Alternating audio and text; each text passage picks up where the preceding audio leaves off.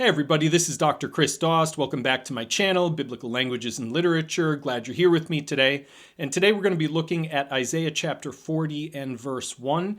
And over the course of the next week or so, I'm going to be publishing a few videos that bring us through at least the first 5 or 6 verses of Isaiah 40, both in the Masoretic text, that is the traditional Hebrew text, the Septuagint, the official ancient Greek version, let's say, and then in the Aramaic Targumim. So Hebrew, Greek, and Aramaic. Before we begin, if you haven't already, be sure to subscribe to my channel. Click the bell below to be notified when I publish future videos in this series, and be sure to hit that like button and leave your comments below. All right, let's get started. Let's get started by looking at the Hebrew, at the Masoretic text, where we have Nachmu, Nachmu Ami, Yoma Elohechem. Slowly. Nachmu, Nachmu Ami, Yoma Elohechem. And one more time fast. Nachmu, Nachmu Ami, Yoma Elohechem. So this is traditionally translated, comfort, comfort my people, says your God. And just a couple of things here. So Nachmu is not a singular, but a plural imperative. A plural imperative, so it is speaking to more than one person. So comfort, comfort my people. And so this, of course, begs the question, who is going to be doing the comforting? And we'll come back to that in a minute. But right now, let's just acknowledge that the Hebrew text, as we have it, does not say in this verse who this group of people consists of, who's going to be doing the comforting. And so, comfort, comfort my people, Yoma Elohechem, says your God. And chem is plural. The ending, I'll highlight it here on the screen for you. So chem is plural. And so that means that it's also addressing a plurality. So whoever the your is, the chem at the end of Elohechem, presumably is the same group that is addressed with the plural imperative, Nachmu. So Nachmu, Nachmu Ami, comfort, comfort my people, Yoma Elohechem. Now, one of the things that's interesting that we can ask ourselves over the course of the next few videos is why Nachmu, why the author here chose to use Nachmu twice. And while this is a question that we will not be able to answer definitively, there is something within the text down below, and you can look ahead if you want, that may suggest why the word is used here twice, but we'll address that in a subsequent video. So now let's go over to the Greek, to the Septuagint, and we'll read through the Greek together to see how the text of the Septuagint compares and contrasts with the Hebrew of the Masoretic text for Isaiah 41. Before we press on, I'd like to share with everybody something I'm really excited about. In June of 2022, I became the CEO of Sabra Global Education, and it's through Sabra Global Education that I'm now teaching Greek, Hebrew, Aramaic, and Arabic lessons.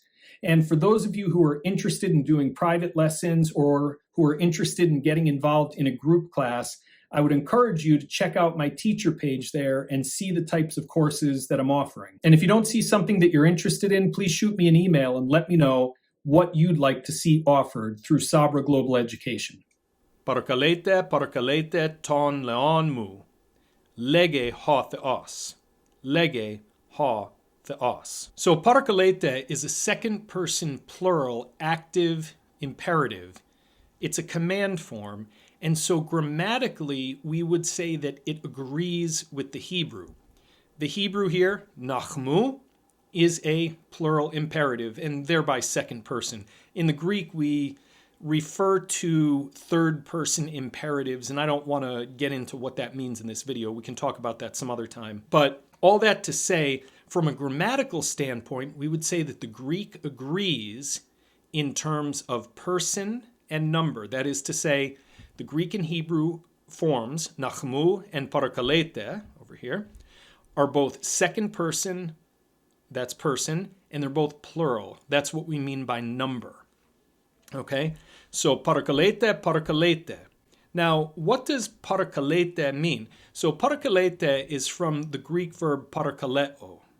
And you can see here in the Septuagint lexicon that in the active voice, that's what the A means here, that parakaleo means to invite to summon, to call to, but it also means to exhort or to encourage, even over here, to strengthen. And then we also have the meanings attested of to comfort and to console, and even in Isaiah, to console one another. And so what we find from the Septuagint lexicon is that parakaleo is a perfectly appropriate translation for the Hebrew form nachmu. And then the Hebrew form ami, my people, which literally in Hebrew, because this is technically a construct, when you add a prepositional a pronominal suffix, to a noun, that noun is then in the construct. So ami is really the people of me. And in such cases, even though people would be definite, you don't use the definite article. And so ami, if you want to be very wooden or literal, as we often say, it means the people of me. We translate that into English as my people, of course. But Greek translates that very literally with ton leonmu, the people of me. Mu, of course, is ego, the word for I, but in the genitive case, and so therefore of me. And so far, parakalete ton leonmu is a very wooden translation, a very faithful translation of nachmu ami. Now we see a slight discrepancy in the second half of the verse, where the Hebrew has yomar loechem, which means yomar means he says, just like lege in Greek. So that's also a faithful translation. But here we have Elohechem, which means your God, whereas the Greek just has ho theos, God, literally the God, but we don't translate the article in such cases. So that's why you'll notice in the New English translation of the Septuagint down here, it says, "Comfort, O comfort my people, says God." That's what the Greek says, whereas the English Standard Version, which derives principally from the Hebrew, says, "Comfort, comfort my people, says your God." And so the ESV is faithful to the Hebrew, whereas the NETS, the New English translation of the Septuagint, is faithful to the Greek. So these are subtle differences here. So this begs the question, at least for some people, what did the original version of Isaiah say here in chapter 40 and verse 1? Well, we could check the Dead Sea Scrolls, and we find from the first cave of Qumran that we get the form containing a second person pronominal suffix. Okay, it's spelled slightly differently, but those are insignificant grammatically. And so this would mean your God, plural, your God. And we also find in another manuscript from the first cave of Qumran that the reading in the Masoretic text is supported. Now, the only problem is, as reliable as the Dead Sea Scrolls can be, they are not the original manuscripts of any biblical book. And that's something that I'm going to talk about in a series of videos coming up, so I can't get into that right now. But the bottom line is this: we do not possess an original manuscript of the book of Isaiah or an original manuscript of any book of the Bible, for that matter.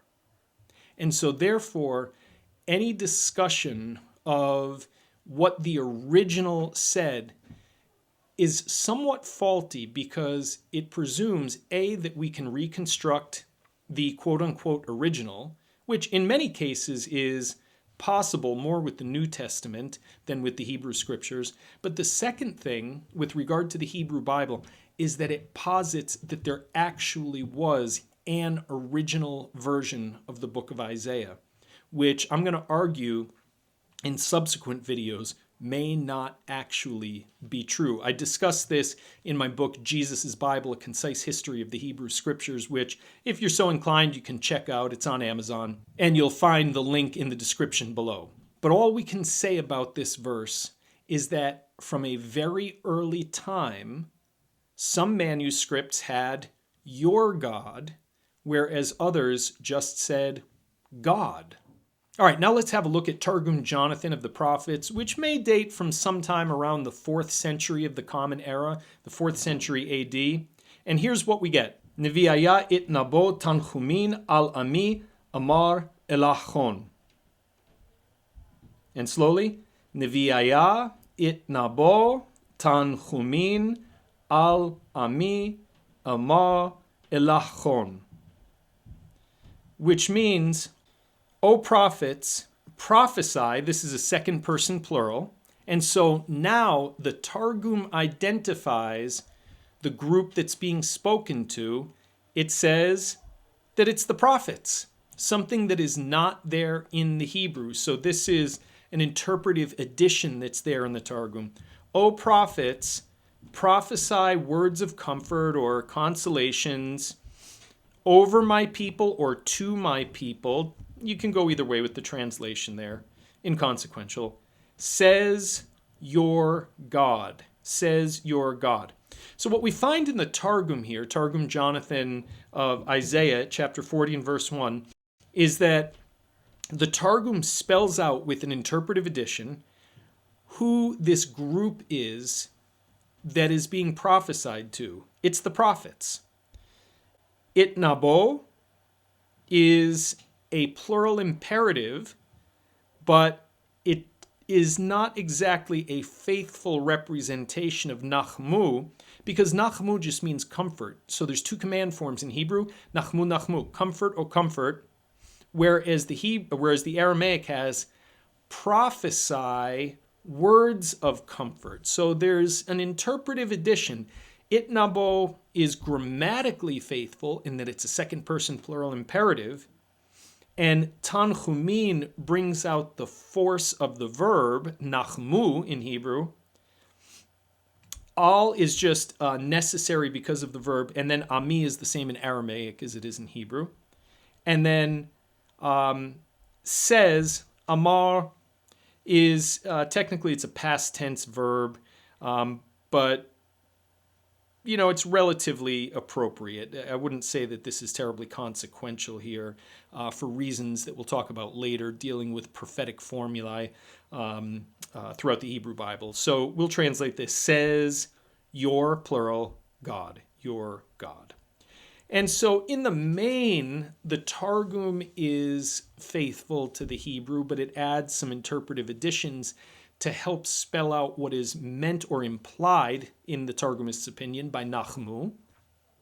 But other than that, it's a pretty faithful translation. And so we can infer, based on our analysis of Isaiah 41 in the Targum, is that the Targumist is working from the same Hebrew text as we have here before us, nachmu, nachmu, ami, yoma Elohechem. Thanks for tuning in today, everybody. I hope you've enjoyed this video. And if you haven't already, please be sure to subscribe to my channel, click the bell to be notified when I publish future videos in this series, and be sure to hit that like button. See you next time.